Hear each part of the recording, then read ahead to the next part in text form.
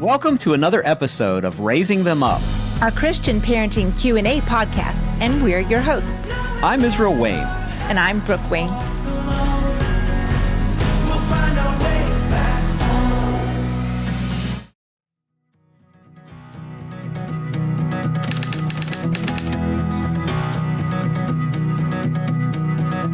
Welcome to another episode of Raising Them Up, the parenting Q&A podcast, where we answer your questions. And we would like to invite you to submit your questions. There's a few ways you can do that. One is by going to the website for the podcast, which is raisingthemup.org, raisingthemup.org, or you can email your question to raisingthemup@generations.org, raisingthemup@generations.org, or there's a toll-free number that you can call. You can leave a voicemail and ask a question. It's 1-800-223-6567, and we have some diversity today. We have several different questions, which we try to do on each podcast, but what's the first question that we're going to tackle on today's episode?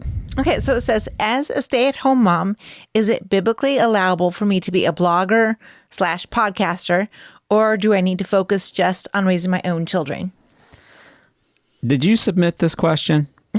No, I actually didn't. Oh, okay. I have been asked this before, though. Yeah. And, that's a tough one because it's so diverse for each parent, where they're at and so forth. So, I'm interested to hear what you say, though. I think the listeners can probably presume that I don't have a problem with you joining me on the Raising Them Up podcast. But I think this question probably comes from a place of a woman wanting to know two things. First of all, what does the Bible say on the topic of women being involved in various forms of ministry and outreach outside the home? And then the other is probably a more practical question that's perhaps not the question of, is it biblically allowable, but is it wise? Like, is this something I should be doing at a certain season of my life? I'll try to answer both relatively quickly. The question about the biblical allowability of it may come from the teachings of the Apostle Paul in the New Testament. And I think as a groundwork, we want to very clearly stick to what the Scripture actually says and what it actually means. So in 1 Timothy 2:11, the Apostle Paul says, "Let a woman learn quietly with all submissiveness. I do not permit a woman to teach or to exercise authority over a man. Rather, she is to remain quiet. For Adam was formed first, then Eve. And Adam was not deceived, but the woman was deceived and became a transgressor. Yet she will be saved through childbearing if they continue in faith and love and holiness with self-control." Okay, there's a lot there. We don't have time to unpack that in the 10-minute segment we're going to designate to this.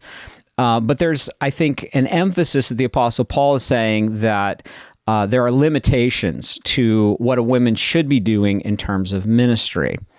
And this is reiterated in 1 Timothy chapter 3 and in Titus chapter 1, where Paul talks about the two offices of the church, which are elders and deacons, and then he specifies the qualifications. And the qualifications are pretty stringent. They're pretty strict. In fact, most men don't qualify for particularly the role of elder in the church. And one of the things that is a requirement there is that he is the husband of one wife. And so, obviously, a woman doesn't qualify just on that basis, because if she is the husband of one wife, well, then we have some other problems, right? So basically, she has limitations in terms of what she can do in terms of the teaching of the men in the church and being in a position of biblical leadership and authority. So I think what the Scripture is very clear on is that the teaching elders must be men in a local church. The deacons, it also talks about them being married and having children. And so there's an expectation that they are men. There are arguments that are used that, there's Phoebe and she was a deaconess, or she was a servant of the church. The word deacon or diaconate in the Greek, it literally just means servant. So we could contend on the deacon issue. Some people do. Churches believe in women deaconesses. That's something that different churches disagree about. But the one thing that's clear in the Scripture is that the deacon role is not a teaching role. It just literally means servant. So it's someone who's functionally serving the church, but not in a teaching capacity. The teaching is restricted for the elder. Right. And the different churches have different views on this. This is a secondary doctrine, but it's an important doctrine. But the scripture is pretty clear. It has to be men who are in that elder role and doing the teaching ministry in the local church. With that said, I think sometimes we tend to focus on the one thing that the scripture is very clear that a woman cannot do, which is to be the elder in the local church and to be teaching in the local church assembly in a mixed congregation where she's teaching doctrine and having authority over men. And we can sometimes ignore all the rest of the things that Scripture allows her to do, and sometimes I think the Scripture even commands and expects her to do. Right? And so those are things that we probably should focus on, like in Titus chapter 2, where the older women are commanded to teach the younger women to love their husbands, to be keepers at home, etc. And so a good document that I want to direct you to, just so we can save a little time here in the podcast, is a document that was put out some years ago by the Biblical Council of Manhood and Womanhood. It's called the Danvers Statement, Danvers, the Danvers Statement. Please just go Google search that. It'll pop up. And it was primarily edited by John Piper and Wayne Grudem. And it really gives a very good outline of what biblical complementarianism is.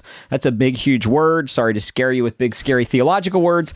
But complementarianism basically means that God made men and women equal in value, but distinct in role. So men and women are not, one is not better than the other, but we are different and our roles are different. And so please check out the Danvers Statement. That'll help you to kind of get in the ballpark of what is a biblical theology of the distinctions and roles that we're supposed to have as men and women. My take on this, and there will be some Christians who will disagree with me, but I think when you look at the overall emphasis of the scripture, women are expected to tell people about Jesus and to be part of the Great Commission. I don't see anything in Matthew 28 in the Great Commission that is limited to only men. And you think about what Paul said in 1 Corinthians 11, where he talks about when a woman prays or prophesies, Revelation talks about how the spirit of prophecy is the testimony of Jesus. And so you had Aquila and Priscilla, who both worked with Apollos to show him the way more perfectly, right? And they both helped to disciple this future church leader. And so there's lots and lots of ways that women can be involved in kingdom work, can do things that are meaningful. So the short answer on, is it biblically allowable for a woman to be a podcaster, blogger, author, conference speaker? I would say absolutely so. I don't believe that she's qualified to be a teaching elder in a local church, but if she's speaking to women, she's speaking at women's conferences, she's doing a podcast to encourage godly women to obey biblical scriptural principles, I think that should be encouraged. I think we need more of that, not less of that. Now, the practical question of should you do this is a completely different one, because there are seasons of life where you only have so much to give. And I think particularly when you have young children, it's very hard to be able to feel pulled in that way. And there's an awful lot of time commitment that can sometimes go into those kinds of endeavors. And so the rule that we've always had as a family is that any ministry that goes outside the walls of this household needs to be the overflow of the reality of the life of Christ in our daily walk and in our home. And so if we are at a place where God is blessing and relationships are good and we have an overflow that we can then give to other people, great. But if we're serving from a deficit, if there's not a reality of the life of Christ in our home, and yet we're trying to put forth an image that there is, well, that's going to ring shallow and hollow, and people are going to see through that at a certain point. And so we would encourage you to make sure that you and your husband are on the same page, that you would have your husband's blessing before doing something like that, that this is not something that your children are being put aside so you can go help other people with their children. our own households, our own family needs to be the priority. That's for sure. I think what you said too, just as far as not neglecting our families, because wow, there's a mission field there. And sometimes it's easy to overlook because the mission field in the home can feel very small when the children are small in particular. And yet that is the greatest opportunity for a lasting impact for the kingdom that a woman will have. Absolutely.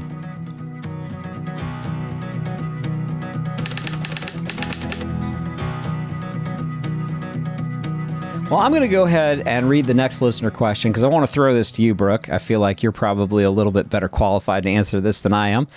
So it says this: my 9-year-old who is being homeschooled cries when she comes to subjects she doesn't like. I know she can do the coursework because she'll do so for her dad. And also, if she wants to finish quickly to go outside and do an activity, she can fly through the material. But in general, she just makes the school day miserable. What can I do? I find it's interesting between the ages of, say, 9 and 12, a lot of children go through a little bit of a lackadaisical attitude about their schoolwork. And I think it's because at age 6, 7, 8, they are so excited to be doing some big kid stuff. Now, there's always youngsters that get a little too much the tedium of paperwork and worksheets. And so then that can wear off even earlier. But by 9, a lot of them are like, they're through that hump of learning to read and they kind of have some basic math and maybe it's just kind of gotten sort of every day. And now they're doing page after page and they're not super excited about it. And yet a spark of how important learning is or curiosity about the world sometimes comes back again about age 12 or 13 when they're a little older. So I find that a very challenging age at times with a youngster. And you've probably heard me say this before. I think it's the key for so many things is being involved with your children. It's easy enough when they've gotten to that point at 9 years old, they're reading and you're like, you can read the sentence here. But if you find your child is resisting and making it miserable, either for themselves, for the family, for you, whatever, just to spend time with them and go through the lesson together and to make it as positive as possible. Perhaps you even set aside the worksheets for a more interactive way to do the math, to do whatever it is you're doing. Can I jump in on that? To reading aloud. So I grabbed my book, Answers for Homeschooling, the top 25 questions critics ask, because I have a section in this book where I talk about this issue. And one of the things I talk about is the question about, should we try to make the academic portion more fun for the students so they'll enjoy it more? And that's a complicated, nuanced answer to that question, because on one level, if you can teach something in a boring, dry, mundane way, or you could teach it in an interesting way, wouldn't you want to choose the interesting way? Like it would just make sense that this is the path of least resistance, right? That the spoonful of sugar will make the medicine go down. So I think there's an aspect of that you go, yeah, that's right. At the same point, there are a couple of problems that come into play where it's not always that the material itself is so dry and uninteresting. It's that the child has a character flaw. Yes. That they're lazy or they're rebellious and they just want to give the parent a hard time. Right. And you don't want to cater to that and you don't want to give in and capitulate to it. So I think there's a balance where there are times where children just need to do the work. Oh, yeah, for And they sure. need to learn that in the real world, sometimes we have to do things that we don't enjoy. And in any job, if you've ever had an employment someplace, you probably had things about your job that you didn't like, and yet you still had to do it. There's aspects for moms of housework that they don't enjoy, and yet it still needs to be done. Yep. And so those are things that I think we have to have a balance. So I would encourage you to grab a copy of the Answers for Homeschooling book where we talk a little bit about that balance of, on one level, how to make it more fun and interesting. But then on the other hand, sometimes you just have to make the child have some perseverance and to press through some things that they don't enjoy doing for their own good and their own development. Right. And just showing them this is something that's important for life. And a lot of times at that age, that 9 to 12-year-old age, they don't really care. They're thinking childhood will last forever, and they don't have a goal yet of, oh, I need this education. I need to learn this for my future. They're just kind of in I just want to get outside and play, and I want to get out from under the work. And so I feel like there's almost a point that we have to teach our children how to be teachable. And I'm always intrigued about how Jesus took a little child and pointed out to his disciples about how we as adults need to have a teachable spirit like that little child. But they get to about 9 to 12 and they seem to think they know it all. And I think we need to almost cycle back to helping them have a teachable attitude of humility, and coaching them through that. What does that look like in this lesson? I remember in 4th grade, I had determined that there was and now I don't remember what it was, but there was some little part in my math lesson that I decided I could skip those. Perhaps it was carrying over in addition. And so I decided to just completely ignore that. Well, my mom had a very busy week and didn't check till the end of that week, and we spilled over into the next week. And suddenly she checked my work and said, "Dearie, you are missing some important things here."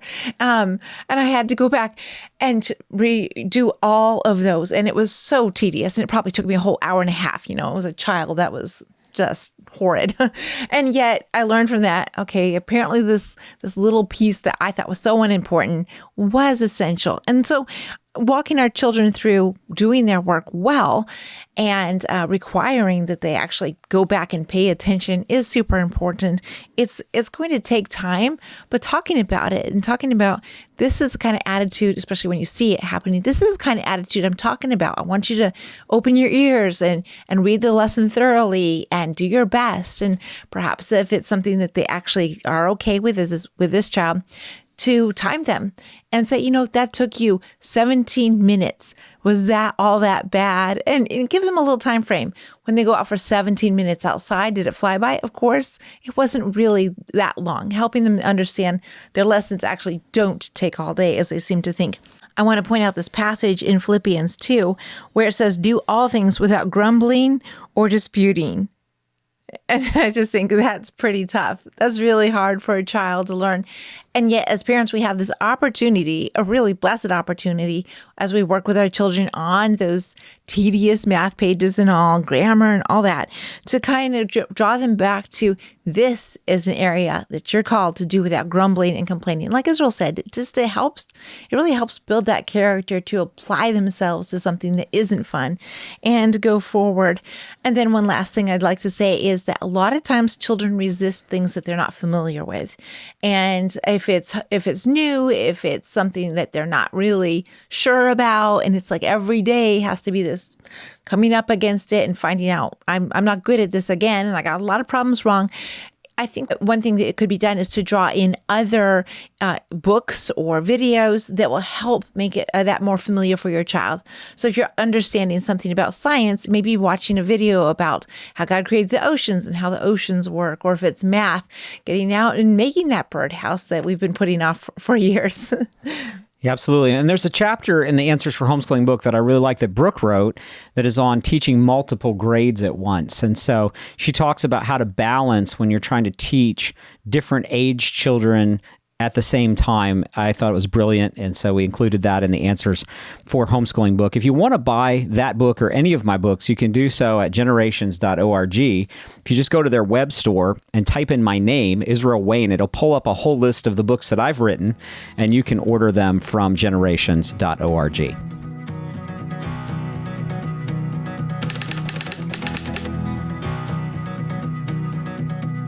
And our final question for this week's podcast is... So we have had vindictive relatives called Child Protective Services on our family in the past, just to be spiteful, and we weren't prepared. What can we do to prepare ourselves in case it happens again in the future? Well, sadly, this happens way too often. In fact, I was reading a statistic the other day that 90% of all Child Protective Services phone calls, anonymous tips, are false accusations. 90%? 90%. Wow. So it's really egregious that so many people will use it as a weapon for a neighbor that they don't like, or, as she says, a relative, or some situation like that.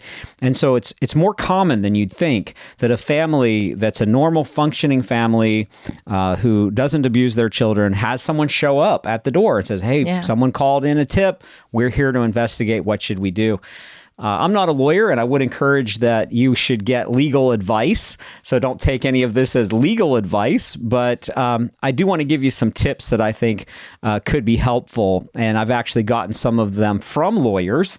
In fact, there's an organization that my family has been a member of for many years called Heritage Defense, heritagedefense.org. And they represent families who are falsely accused of child abuse. Now, they don't represent actual child abusers, right, but Christian families who find themselves in a position where, for whatever reason, somebody has falsely accused them. And so it's an annual membership fee, and they have attorneys that basically will then be on retainer for you and will help represent you if someone shows up at your door, or if, heaven forbid, you go to court. And so if you know anything about legal fees, for the $200, let's say, a year that you're a member, I think it's a little less than that for Heritage Defense, you're going to spend more than that in your first hour trying to retain an attorney who probably doesn't have as much experience in it. So we highly recommend Heritage Defense. Some of you may know, if you're homeschoolers, Homeschool Legal Defense. We're also members of their organization, and they're great, and they represent families who have situations where they're accused of educational neglect or truancy, something related to the education side of things. Yeah. But on the child abuse side, that's where Heritage Defense really has a unique and special niche. So some of the things that I would recommend are, first and foremost, that if someone shows up unexpectedly, they say that they're from the Child Protective Service Agency, please don't let them into your house unless they have a warrant. Most cases, for them to serve you a warrant, they actually would have to have a police officer with them, and they have to show you the warrant.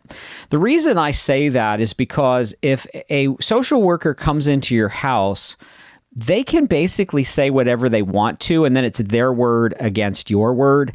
And in a court of law, the way it tends to work is the judge is going to trust the social worker more than he's going to trust you as a parent. And so not letting them into the home, making sure that you don't allow them entrance into the home without a warrant, I think is the first step. The second thing is, I would encourage you to get your smartphone out and tell the person, I am recording, I'm audio and video recording this conversation.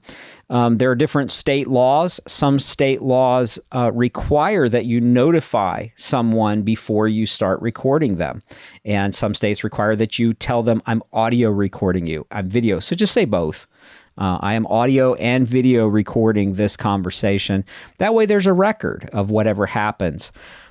Oftentimes, it's wise to allow your children to come to the front door, standing next to you, for the social worker to see the child, to see that they're fine, that there's no harm, that there's no broken bones, there's no bruises, they're doing well. Sometimes that's enough to where the social worker will go ahead and leave and say, I saw the child, there didn't seem to be any harm to the child. So doing that is usually advisable. You definitely want to remain calm. You don't want to yell. You don't want to scream and cuss. You want to be the adult in the situation. And you want to be, again, I think representing Christ, right? Because that's what we want to do all the time as Christians and as Christian parents. And so I understand that maybe you're scared, maybe the adrenaline is flowing, maybe you're angry, but that's not a time to have a fleshly response. You really want to make sure that you are being godly in that moment.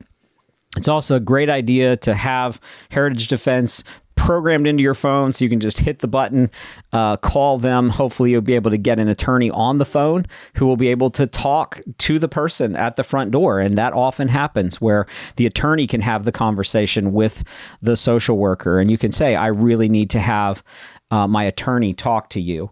And so there are times where they'll be willing to schedule an appointment to talk to your attorney. And so again, I would encourage you to go to the Heritage Defense website. They actually have an article that's on their website about how you can handle this as a family. But you really don't want to put it in a situation where they've come into your home, and especially if they just have, for whatever reason, have a vendetta, which I want to say most social workers are like that, but there's a few, right? There's always some bad apples in the batch. And if they just want to, create a story, I'll just tell you why I'm saying that. We actually had a situation in the state of Michigan within the last couple of years where there were a couple of families who were visited by Child Protective Services, and the children were interrogated by the CPS workers. They filled in reports that they submitted to the state agency that made claims of things the children had said. And the Detroit News, months later, subpoenaed and got the audio recordings and the transcripts of those interviews with the children. And they checked the transcripts, and the transcripts did not match up with the reports. In other words, the reports that were given to the state were falsified. Yeah. And the children did not actually make claims against their parents in the recordings and in the transcripts, but these accusations ended up in the reports. So sadly, we know that it happens, and it's been proven that it happens. It's been exposed that it does happen on occasion. And so this is why it's important for you as a family to have a bit of a game plan. And I think also just thinking about things that we need to do as families to make sure that our homes are safe. Do we have adequate smoke alarms? Do we have carbon monoxide detectors? If there are young children in the house, do we have safety gates on the stairs and things like that? Safety with pets. Yeah, absolutely. Are there adequate plugs and electrical outlets and things like that? Not just in case CPS shows up, but just for the safety and protection of our children. And to think through some of those kinds of things. Are there things in our home that are dangerous and that might harm a child? We just want to try to be as preventative as we possibly can. And so being proactive is always the best thing. Kind of having an opportunity to think through the scenario, maybe even kind of role play it a little bit. Some of those things can be helpful, just like a fire drill, where you have an opportunity as a family to say, well, what would happen or what would we do if this kind of a situation were to take place? And as always, child abuse is just such a grievous sin, and there are laws in our country to deal with those and to prosecute those who have sinned in this area. Yeah, absolutely. The scripture talks about how the government is the agency that God has created to bear the sword and punish the evildoer. We see that in 1 Peter 2 and in Romans 13. And so that is a just act of the government to rescue a child who is being harmed by evil parents, and there are some of those out there. So, yeah, we are 100% against any and all forms of actual child abuse, but unfortunately, there are a lot of people who weaponize the CPS agency against people they don't like and make false accusations. And so there's ways that you can help to defend your family. Again, check out heritagedefense.org. We don't work for them. They're not a sponsor. They didn't ask us to do this. We're just members who have appreciated the work that they do. They help a lot of families. And so we want to recommend them. We'd also like to encourage you to visit our website, which is familyrenewal.org. And you can visit our speaking page, which is my name, israelwayne.com. So if you're interested in having me speak at a conference, or maybe Brooke speak at a women's event, you'd like to have us be part of your church activities or some way that we can be helpful to you, you can go to israelwayne.com or our ministry page, familyrenewal.org. We'd also love to connect with you on social media. You can just look up Family Renewal or Israel Wayne wherever you hang out on social media. Until next time, God bless. This has been a production of the Generations Media Network. For more information, go to generations.org/media.